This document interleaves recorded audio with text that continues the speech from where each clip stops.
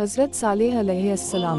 हज़रत सालेह अलैहिस्सलाम अल्लाह की जानिब से भेजे हुए नबी थे। आप कौम समूद की तरफ भेजे गए। आप नेक कामों की तरफ बुलाते और बुरे कामों से रोकते थे। कौम समूद गुनाहों में मुब्तला थी। कौम समूद के लोग आपस में एक दूसरे पर जुल्म करते थे। सालेह अलैहिस्सलाम ने अपनी कौम से कहा कि क्या तुम्हें कौम आद के बारे में मालूम नहीं है, उनका अंजाम किस तरह अबरतनाक हुआ और अल्लाह ने किस तरह इन्हें सज़ा दी। कौम समूद का ख़ास पेशा भेटर बकरियों की परवरिश और तिजारत थी। कौम समूद दौलत से माला माल थी और जिस्मानी तौर पर कवी भी थी। इस कौम की अखलाकी हालत अच्छी नहीं थी, ज़रा सी बात पर लड़ मरने के लिए तैयार रहते थे। बेगुनाह लोगों को कत्ल करते थे, कमज़ोरों का माल हजम करते, कमज़ोरों पर जुल्म ढाते, बुतों की पूजा करते। इस कौम को राह रास्त पर लाने के लिए अल्लाह ने हज़रत सालेह अलैहिस्सलाम को नबी बनाकर भेजा। हज़रत सालेह अलैहिस्सलाम उनसे कहा करते कि ऐ कौम, अल्लाह ताला की बंदगी करो, इसके सिवा कोई हकीकी माबूद नहीं। अल्लाह ने मुझे पैगंबर बनाकर भेजा है ताकि तुम्हें अल्लाह के अजाब से डराऊं। लोग उनसे कहते, हमारे पास दौलत भी है, कुव्वत भी है और इज्जत भी है। अगर अल्लाह को नबी बनाना मंजूर होता तो हम जैसों को नबी बनाता। अगर अल्लाह हम से नाराज़ होता तो हमारे खेतों को उजाड़ देता, हमें रहने के लिए आलीशान मकानात नहीं देता। हमारे पास बेशुमार बकरियों ही सवारी के लिए घोड़े ही, ये इस बात की दलील है कि हमारे बुत हमसे बहुत खुश हैं, उसी लिए हम उनकी परस्तिश करते हैं। हम ये बात बर्दाश्त नहीं कर सकते कि तुम हमारे माबूदों को बुरा भला कहो, हमें उनकी परस्तिश से न रोको, हम तो खुशहाल हैं। लेकिन तुम्हारी बात मानने वाले मफलस और गरीब हैं, तुम्हारी हालत भी ऐसी ही है।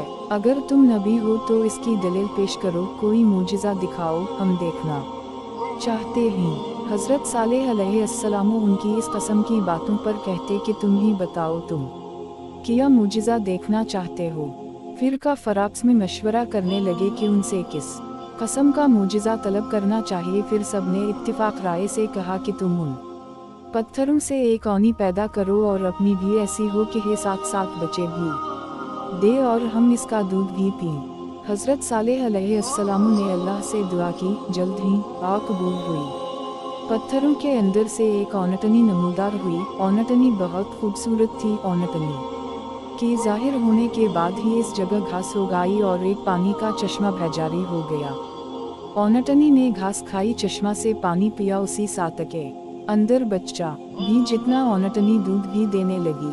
काफिरों ने जो मुजिज़ा तलब किया था सब पूरा हुआ। फिर हज़रत सालेह अलैहिस्सलाम ने अपनी कौम से कहा कि तुम लोग जो चाहते थे अल्लाह ने पूरा कर दिखाया, किया तुम अब भी अपनी जिद पर अड़े रहोगे। काफिरों ने कहा कि हम ईमान नहीं लाएंगे, ना आपकी बातों पर अमल करेंगे। काफिर औनटनी को तंग करने लगे। औनटनी जब प्यास से तड़पती और कानून के पास जाती तो उसे पानी पीने नहीं देते। बाद में औनटनी को मारने लगे। इसका चलना फिरना दो भर कर दिया था। वो अजियत के मारे कराहती रहती, लेकिन काफिरों को रहम नहीं आता। हज़रत सालेह अलैहिस्सलाम उनसे कहते कि औनटनी को अजियत ना पहुँचाओ, इसे चरने दो, जहाँ जाना चाहती है जाने दो। वो अगर पानी पीना चाहे तो उसे प्यासा ना रखो। एक दिन औनटनी चश्मे से पानी पिएगी, दूसरे रोज़ तुम और तुम्हारे जानवर पिएंगे। इसके रोज़ाना के मामूल में कोई फ़र्क ना आने दो। तुम अल्लाह से डरो और उसी की इबादत करो। तुम जो कुछ खाते पीते हो वो सब कुछ अल्लाह ही देता है, ये सब कुछ उसी का करम है। तुम्हारे बुत तुम्हारे कोई काम नहीं आते। कौम समूद बाज ना आई, ना हज़रत सालेह अलैहिस्सलाम की बातों पर अमल किया। एक रोज़ अचानक हज़रत सालेह अलैहिस्सलाम की औनटनी को तल कर दिया। कत्ल की खबर जब आपको मिली तो आप सदमा से निढाल हो गए। आपकी आँखों से आंसू जारी हो गए। फिर आपने अपनी कौम से फरमाया, अनकरीब तुम पर अल्लाह का अजाब आने वाला है, तुम इस अजाब से ना बच सकोगे। इसके बाद ही आसमान पर बादल गरजने लगे। फिर बिजली चमकी। इस कड़क और गरज की आवाज़ से पूरी कौम हलाक हो गई। जो लोग आप पर ईमान लाए थे अल्लाह ने इन्हें बचा लिया। जो लोग इस तबाही से बच गए वो अरब के मुख्तलिफ इलाकों में आबाद हो गए। कौम समूद की तबाही और बर्बादी के आसार हिजाज और शाम के दरमियान सामान अबरत के निशानात छोड़ गए।